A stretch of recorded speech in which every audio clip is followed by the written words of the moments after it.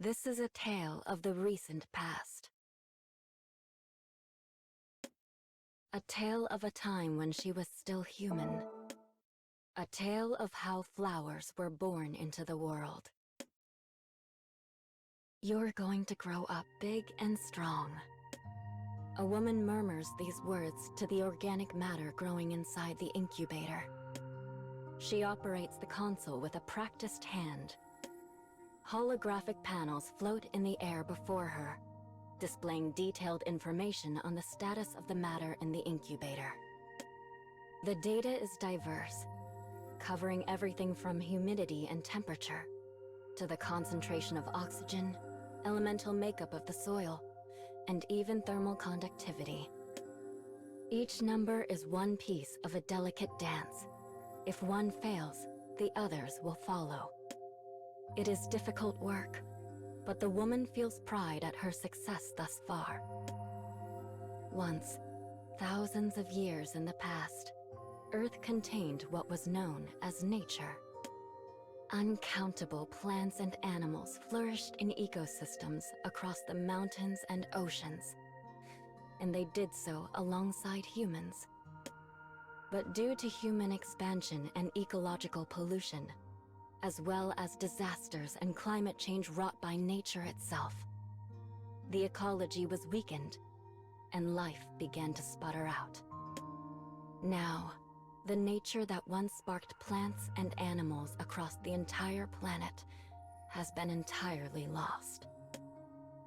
The woman works in a genetic research facility. It was built with the newest and best technology available, and serves as a gathering place and laboratory for the world's most prominent scholars and researchers. The woman, a leader in the field of genetic engineering, now concentrates all her efforts on the process of regenerating extinct plants and animals. "You seem extra happy today," she says to her latest experiment. "So why don't we give this a go?" She flips switches and presses buttons on the console. Moments later, there is a beep, and liquid sprays into the incubator. That liquid is a custom-made growth accelerant that interacts directly with DNA. The moment it lands on the organic matter, a white flower springs out of the soil. "Yes," cries the woman. She permits herself a single fist pump. In truth, she wants to leap up and go dancing through the lab.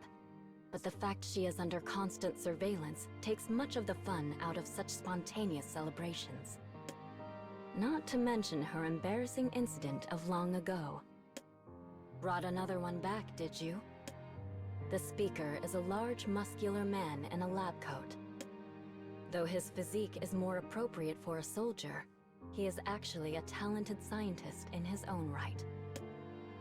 "Honey," says the woman, "I thought you were sleeping. But yes, come here and take a look at this." She and the man have been married for 5 years.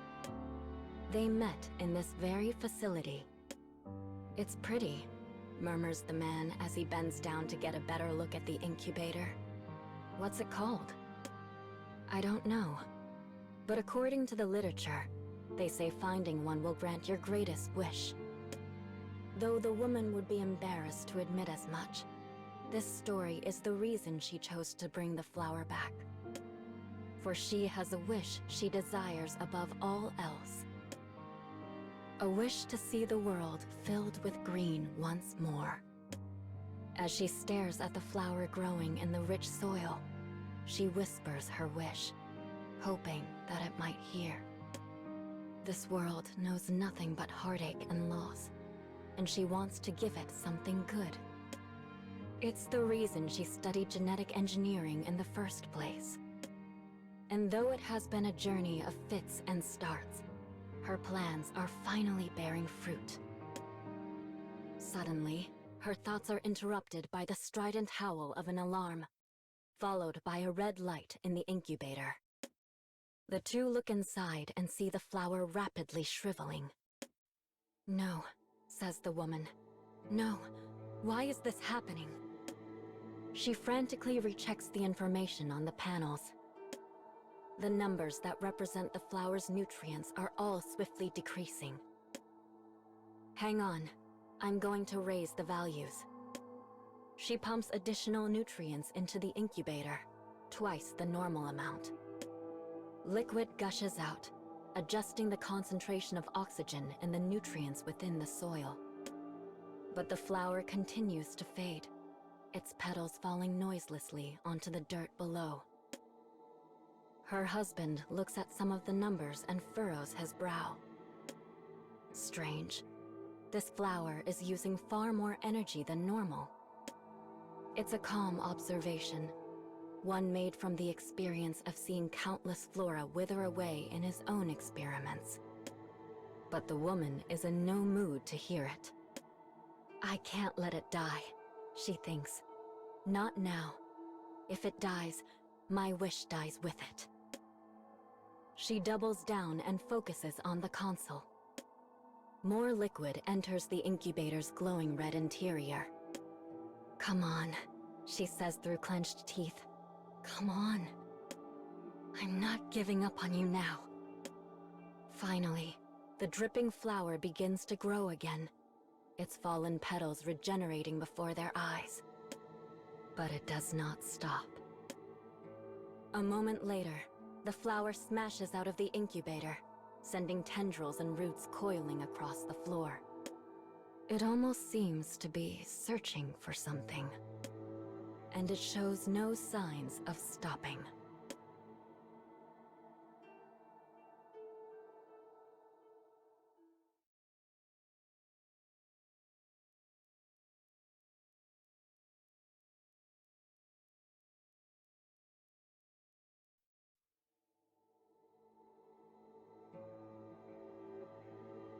A siren begins to wail. The couple presses against a far wall, trying to escape the thing they have unleashed. The flower continues to grow. Soon, the roots have covered the entire floor. The walls are gone. The ceiling is gone. Nearly the entire room is buried in plant matter. Suddenly, several of their fellow researchers force the door open and run into the lab. You guys all right? One of them asks, breathless. We're fine, says the husband. Just used a heavy hand with the growth accelerant is all. The husband explains the situation because his wife is sitting on the floor, too stunned to speak. Their fellow scientists express relief to know the couple is safe.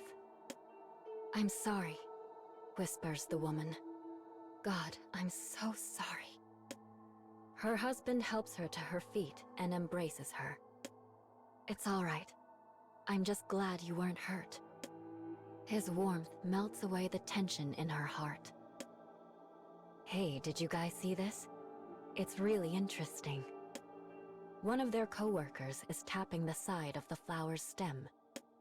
Others soon gather around to make their own observations, intrigued by the situation. The stem is far tougher than that of the original plant, and its mass has clearly increased. But it didn't do so through multiplying cells. Rather, it has simply increased in size.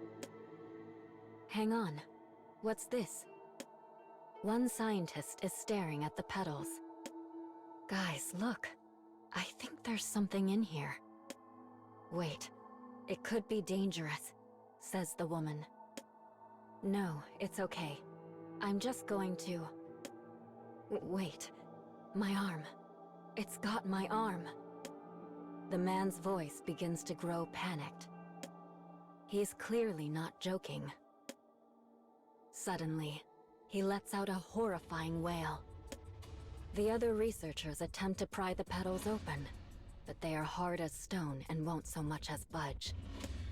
Help me, screams the man. Oh God, someone help me. The flower begins to pull the man inside. His coworkers desperately try to free him, but they might as well be pulling a mountain. Help. Help me. The man is gone. From inside the now swollen corolla comes the sounds of something straining and cracking. Then it flies open and sprays blood across the entire room. A hunk of flesh, the remains of their coworker, flies out and tumbles across the floor. As they watch, horrified, a new flower springs up from the meat. The germinated flower grows just as rapidly as its kin, causing the meat to shrink at the same time. "My God," says the woman. "It's absorbing the nutrients." With the meat depleted, the flower begins to squirm and writhe across the floor in search of a new source of food. "Run," someone yells. "Get the hell out of here." The researchers dash away as one. The screams continue. The flowers pursue the survivors, slithering over the floor like snakes with petals for heads. Each time one of the petals consumes a victim, a new flower sprouts from the remains. Their numbers grow, and grow, and grow. "Here, hide in here." The husband pulls the woman into a small closet in the corner of the research division. They force their ragged breaths to slow as they try to remain quiet. Outside, the sounds of slithering and screams are everywhere. What have I done? This was my experiment, my flower, and now it's eating people. Was it a dangerous plant that should never have been revived? Was it the fault of the growth accelerant I formulated? Before she can wonder more, her husband pulls her close. Right now, we just need to survive. His embrace drives the fear and doubt from her mind. Her shivering slowly comes to a stop. But the sounds outside continue without pause, and they know they do not have long. Suddenly, her husband lets her go and reaches for the door. "Hang on, honey. I'll be right back." Before she can say anything, he bolts from the closet, seals the door behind him, and runs down the hall while making as much noise as he possibly can. It's clear he's trying to lure them away. "No, please. Please don't leave me here alone."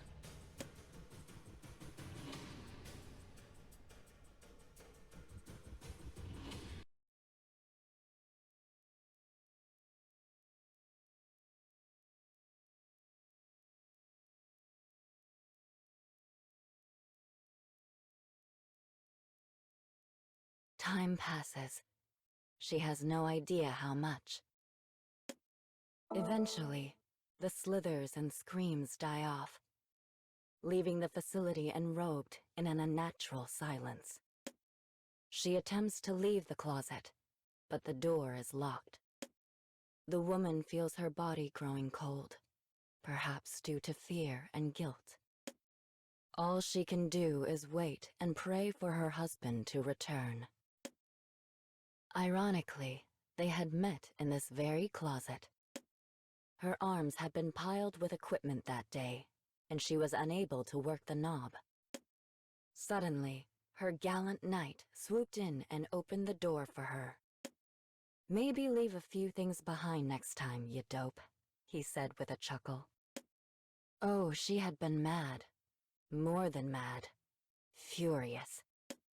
But as he continued to assist her from time to time, she found herself becoming attracted to him.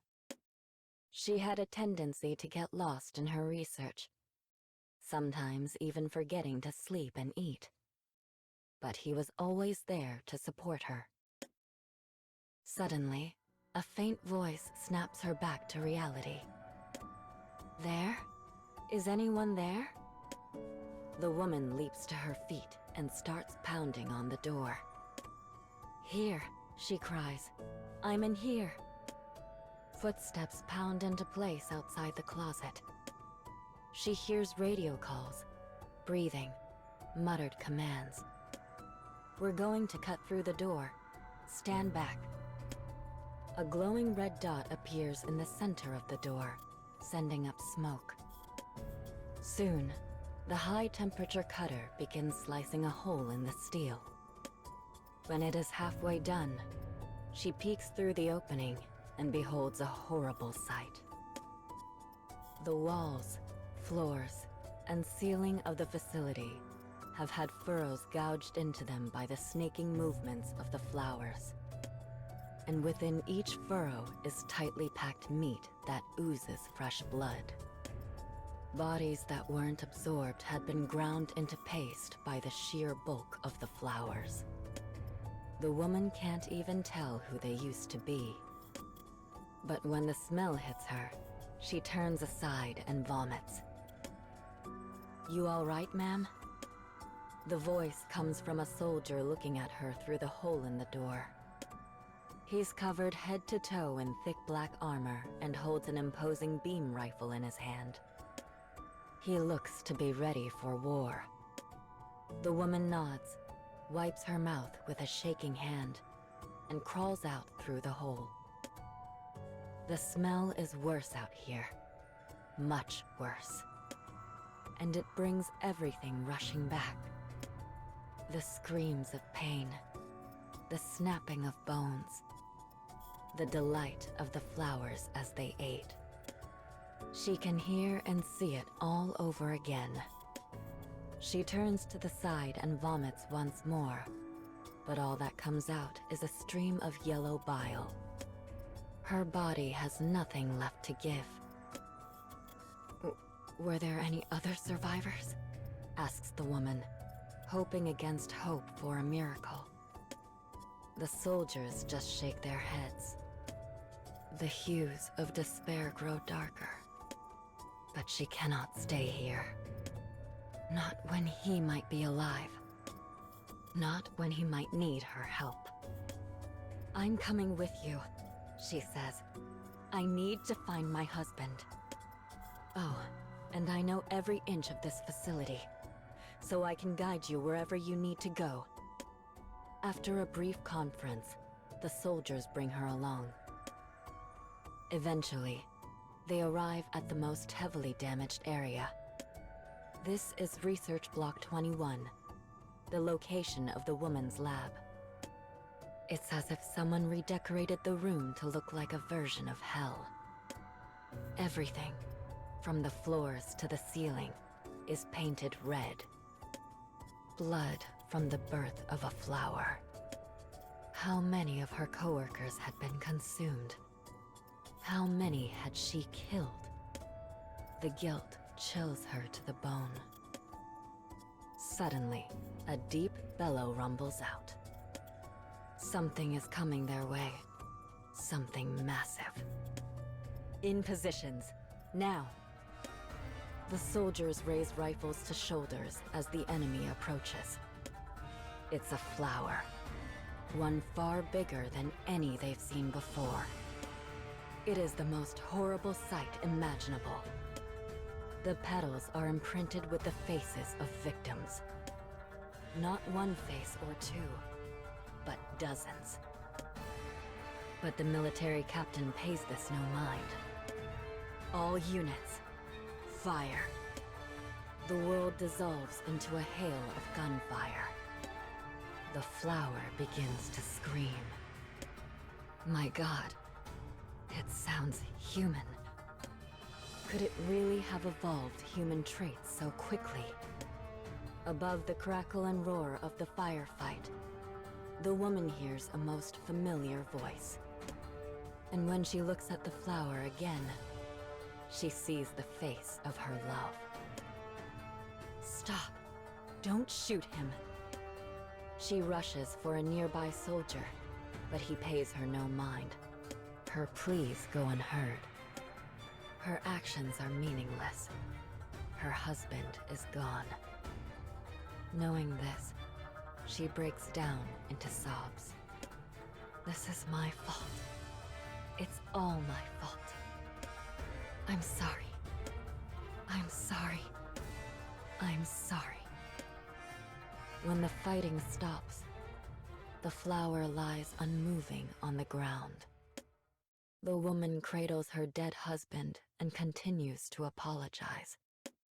She does so until her voice finally fails her.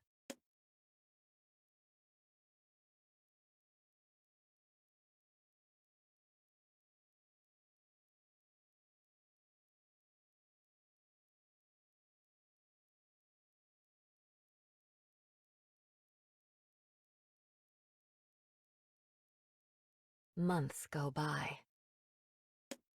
They thought they'd dispatched the flowers that day, but they were wrong. Another flower had been found, then another, and another. The flowers sow seeds soon after they are born. It is all anyone can talk about anymore. The news is nothing but death figures and horrible stories. And those who manage to escape often find they have no home to return to. The flowers evolve, they adapt. They increase their reproductive rates, perfect their strategy, and soon are the greatest disaster the world has ever known. No, no, no. Enraged, the woman smashes her hand against the console. Her cheeks are hollow, her eyes darkened pits. She can't remember the last time she slept. Currently, she is working in a small laboratory constructed by another organization. Their only goal is to find a way to stop the flowers. As the sole survivor from the research facility, leadership of this fight had fallen on her shoulders. She was locked away and tasked with analyzing flower carcasses in order to find a chemical solution that could kill them. For a time, it looked like their quest would be successful. But the flowers quickly evolved a resistance to the solution. Each time they created a new chemical, the flowers adapted to counter it. Now, she stands before a flower in a massive incubator. On its petals, she sees the faces of her coworkers and husband.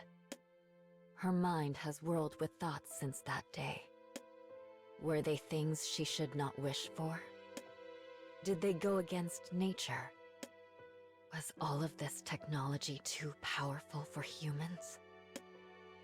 She has thought about putting herself out of her misery. But when she thinks of what her husband went through, she finds herself driven by the need for redemption. But this, too, is coming to an end. It has been 5 days since her liaison with the outside world stopped arriving. Perhaps he decided the research was fruitless and walked away. Perhaps a flower killed him. Her food supplies are gone, yet she feels strangely at ease. She wonders idly if her senses are beginning to break down. From a distance, she hears the approaching footsteps of the Reaper. Honey.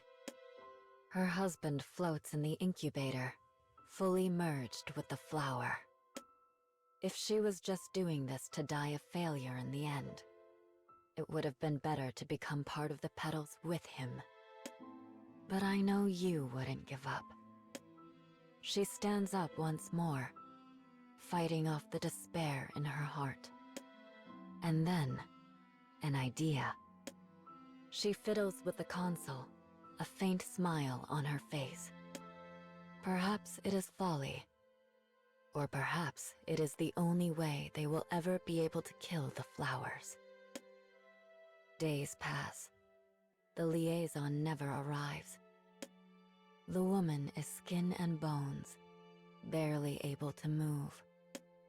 She stands before the incubator with an inscrutable expression and stares at the thing inside. There, floating in the tank, is a couple. She had combined the genes of people and flowers to create clones of herself and her husband. With a shaking hand, she operates the console. The liquid in the incubator drains away, and the couple awakens.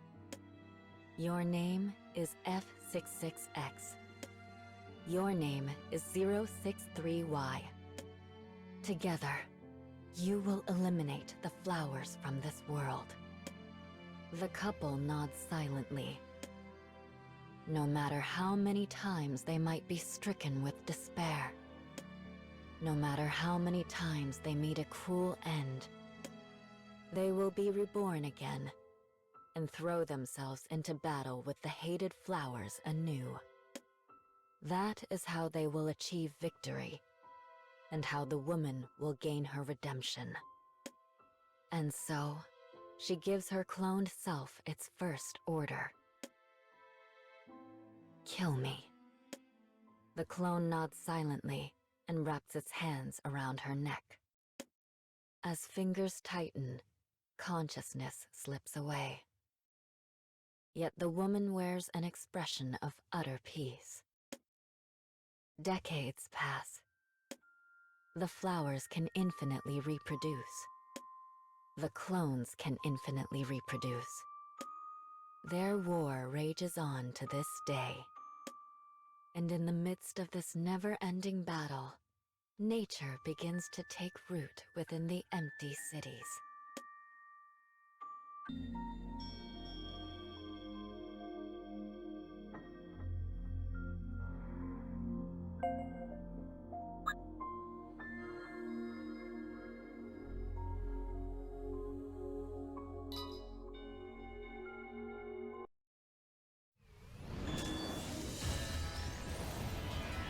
Let's get started.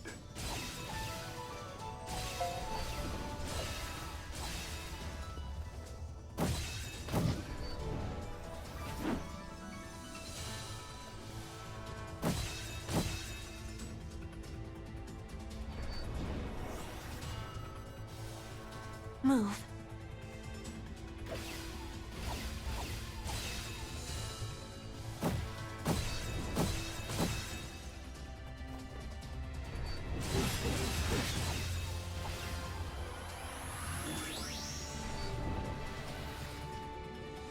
More of you?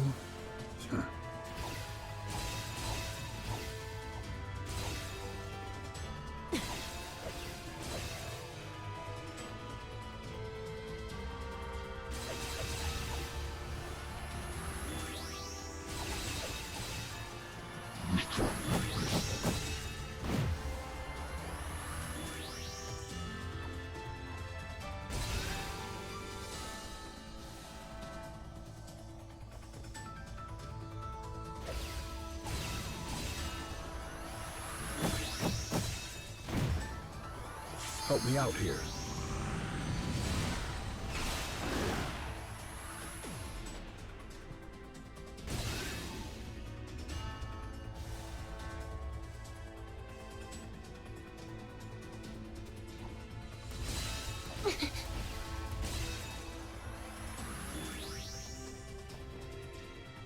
Stop it.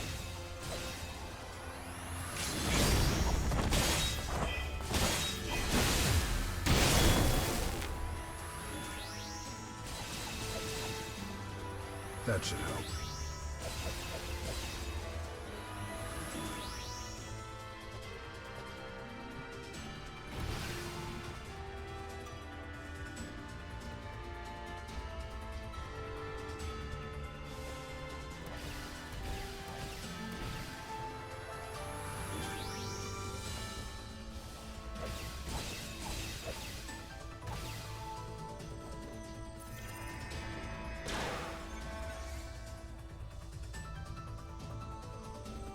Let me lend a hand.